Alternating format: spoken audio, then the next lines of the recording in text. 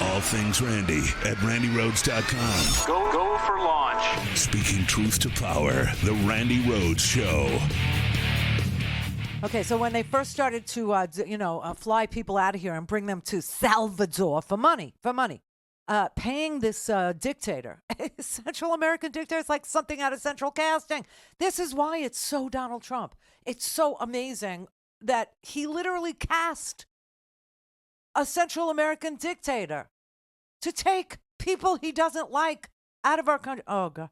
Anyway, so it started with these flights, right? And it started with this Judge Boasberg who said, no, these people have no criminal record, not in their country and not in our country.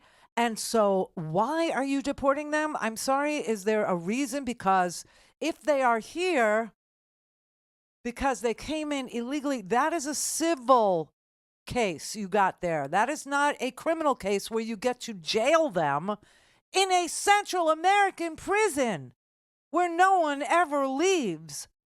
Turn the planes around. And Donald Trump won't do it. So, we started to hear early from parents of some of the people who Bukele videotaped in a 3-minute, like high production values with, production music that was, almost tribal and threatening and menacing, right? And, he produced up this thing with, the pictures of the bad guys and tattoos from El Salvador, the MS-13 guys. And he tried to, and showed us their arrival on the buses with the thousands of police officers and the bending of their backs. And so their heads would be down to the ground, right? And they would be shackled at their wrists and their ankles and frog marched to look like the worst of the worst criminals that mankind had ever spewed forth. Turns out that parents in Venezuela, the first family were from Maracaibo. Maracaibo in Venezuela is a very Tony suburb, okay, of the main city in. It's a rich town. Anyway, Mervin Yamarte's mother, Ringo Ricon's mother, and Andy Perozzo's mother said, "Oh my God, those are our kids. They live in a townhouse in Dallas. Why are we watching them on this videotape?" So that was the beginning of it. And then we started to look and see that they had kidnapped women, too, who couldn't go to that prison. And we started counting, like, how many people we were finding that weren't criminals at all. Anywhere. They weren't criminals in Venezuela. They weren't criminals in El Salvador. They weren't criminals in America. They hadn't done any crimes. Okay. Oh, and also Edward Hernandez. He was one of the 4 boys that was living together. They were living in a townhouse in Dallas, working their butts off. Okay. And their friends and family recognized them. Then we found out about a Georgetown University in Washington. Okay. We found out about a researcher named Badar Khan Suri who was kidnapped also. Then, we started to understand about Mahmoud Khalil, who was kidnapped. He was the guy that started, the protests, the pro-Palestinian protests at Columbia. Then we heard about a woman. Her name is Jasmine Mooney. She's a Canadian. She was held by ICE in like cold, hard prisons because of a visa mix-up. They finally let her go. Then we had a Venezuelan couple that were in a judge's chamber, that was in a judge's courtroom the other day. And the judge released these detained Venezuelan couple, the 2 people, on Friday, saying, if this was a criminal case, I would throw you out of my chambers, saying this to the Trump administration attorneys, calling their apprehensions, quote, baseless and unlawful. This was a district court hearing in Alexandria, Virginia by Judge Leonie Brinkema. You've heard her name before. And she granted a petition for release from her courtroom. Said, just go, get it. It's like fly, butterfly, fly, like really go. Unbelievable. Then we saw the video of the student from Tufts, Rumisa Ozturk. She wrote this college op-ed telling the student body senate that they voted for, endorsing the Palestinian protests, and now they weren't doing it, and she wanted them to do what the student body voted for. This is what her op-ed was about. You just saw her being accosted on the street by plainclothes, black-clad police officers wearing face masks in plainclothes cars, grabbing her off the street and disappearing her into a private prison in Louisiana. Yeah, it's all for money. And now we got this new one, which is just horrible. This is really horrible. His name is Kilmar Abrego Garcia. He is from Maryland, and he is the father of an autistic son, a 5-year-old boy, and married to an American. And they disappeared him by saying he's from Salvador. He's from El Salvador. And they disappeared him to El Salvador, saying he was MS-13. Except he's not MS-13, and we know he's not MS-13 because a court said so. A court. Back in 2019, he was picked up, and he was, they decided that he was part of MS-13. And he was put in confinement, and he was kept there for almost a year. His family hired a lawyer, and the lawyer was able to prove in court that he was never part of MS-13. In fact, he was here seeking asylum because he was targeted by MS-13. And that if they returned him to El Salvador, he would be murdered by MS-13 because he pointed out who they were in his town. He came here. He applied for asylum here. He's awaiting asylum. There's nothing illegal about asking for asylum, nothing at all. The court found that if they did send him back to El Salvador, he would be targeted and probably or likely killed by MS-13. And they let him go after almost a year in confinement for something he wasn't. And why did they think he was MS-13? It was based on a tattoo. And the tattoo he had turns out to be the autism awareness tattoo. Because he has a 5-year-old autistic son, which is, you might have wondered why was that important to the story. Now you know. He was not a member of MS-13. A court found that that was true. Yesterday, they stole him away. He is in El Salvador, in Bukele's prison. It's Hotel California, man. You can check out, but you can never leave that prison. There's no due process in that prison. He's not a gang member. He's never been a gang member. The court found that he was in danger from the gang. Call in, connect. To speak to Randi, call 561-270-3844. 561-270-3844. All right, so today at the press briefing, BS Barbie stood at the podium and was asked about this person, this man, who is a father of a 5-year-old and married to an American woman who was never, ever a part of MS-13. In fact, he's here because he was fleeing the certain death he would have faced because the gang known as MS-13 in Salvador was targeting him for his own death because he would not join as a young man. And so he fled and he came here, okay? He has no criminal record at all. A court has proactively declared him not a member of MS-13. BS Barbie has a different opinion.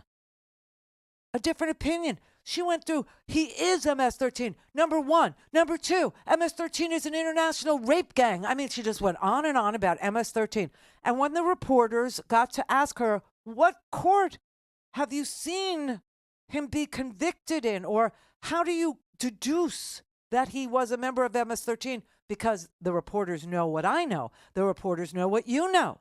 The reporters know that he was detained and removed from this country based on a tattoo that ended up being an autism awareness tattoo. Okay? I mean, this is like the soccer player. They took him too. Remember the soccer player? He was a Venezuelan soccer player. And they put him in this El Salvadoran prison. And he had a tattoo of the Madrid team, the Madrid soccer team, Real Madrid. And it had a crown. And it turns out that, Tren de Agua in Venezuela also uses the crown as a symbol.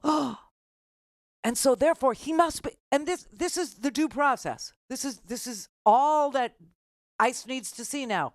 Your freaking tattoo.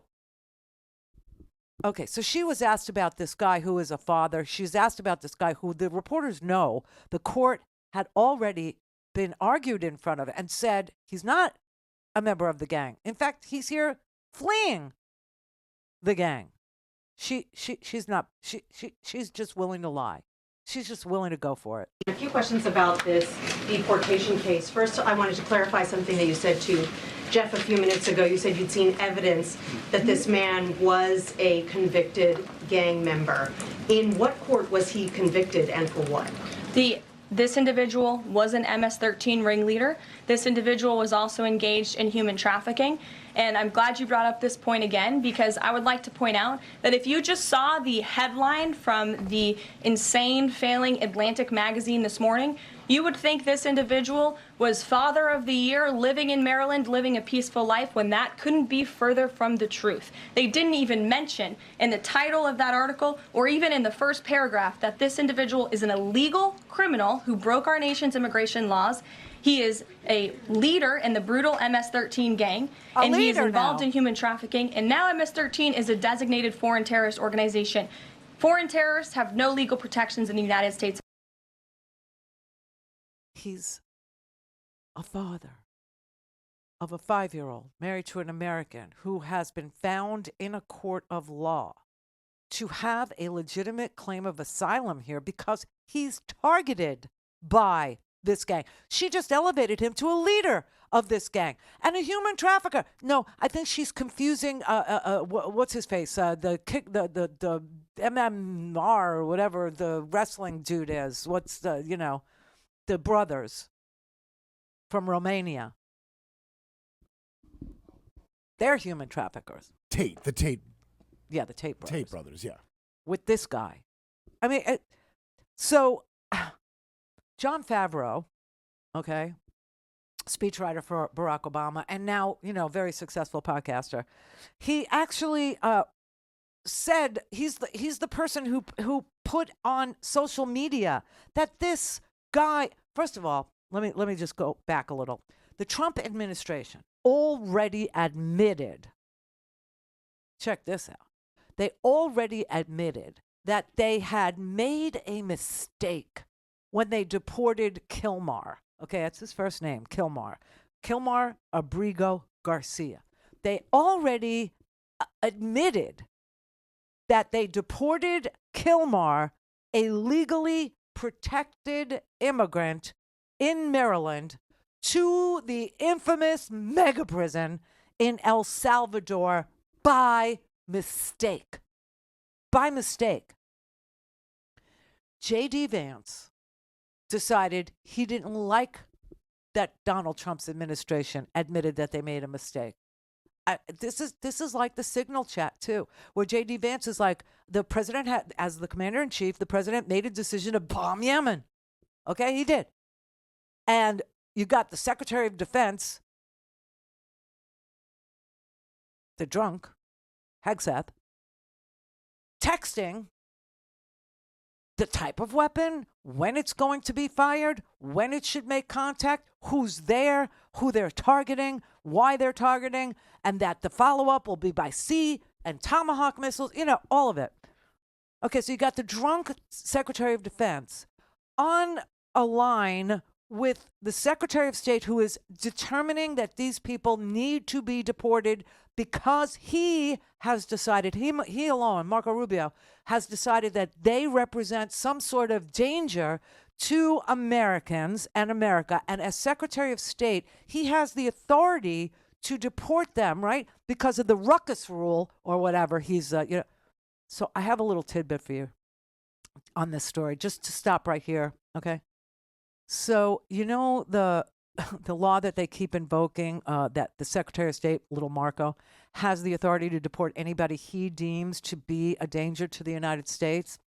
Yeah, so that law was actually presented in a court of law one time. And the one time that it was presented that the Secretary of State had this authority and he alone could arrange for people to be deported based on his judgment and his alone. The one time it went to court, it was found to be unconstitutional.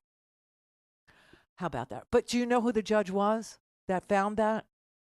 Oh, this is chef's kiss. Get ready for it. Donald Trump's sister, Mary Ann Trump. She was the judge. She was the judge who found that a single man, Secretary of State, deeming somebody to be, I don't know, deportable or dangerous or whatever, just his word alone, was unconstitutional, that due process must occur. His sister. Told you, chef's kiss of a story. Anyway, J.D. Vance decided that he didn't like, just like he didn't believe that the president was doing the right thing by bombing Yemen, and put it into that signal chat, right? After the decision was made, defying the supreme leader, defying the king of the world. Mom, I'm the king of the world. Look at me, mama. It's an old Edward G. Robinson movie. Okay, it's a very, very, sparsely understood reference. But if you understood it, great movie, right? White Heat. Anyway, J.D. Vance decided to go against the president yet again and tweeted out, no, this guy is MS-13. That's where the story got twisted. Clear. Don't have time to listen to the live show? Want to hear more on your schedule? Go to randyrhodes.com and buy a stinking podcast.